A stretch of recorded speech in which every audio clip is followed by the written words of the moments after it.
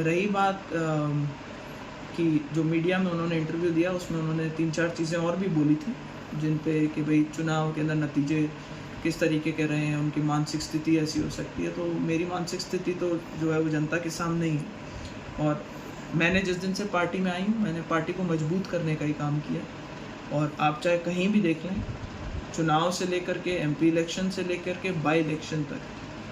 हर जगह यही प्रयास किया है कि भारतीय जनता पार्टी मजबूत हो, हम जीत करके निकलें। बहुत से लोगों के सहयोग के साथ में हमने खींवसर का चुनाव जीता। आज मंत्री जी का कल मैं इंटरव्यू का कुछ हिस्सा सुन रही थी जिसमें वो श्रेय लेना चाह रहे थे कि भाई हम चुनाव हार रहे थे खींवसर में, इसलिए मुझे भावुक होकर के और एक स्टेटमेंट देनी पड़ी। उस स्टेटमेंट के पीछे की जो कहानी है वो और भी ज़्यादा रोचक है, क्योंकि उससे पहले तक जब तक वो स्टेटमेंट नहीं आया आप देखेंगे कि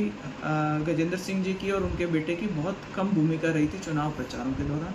पार्टी के नेताओं का दबाव पड़ा तब उन्होंने एक्टिव होकर के मदद करी और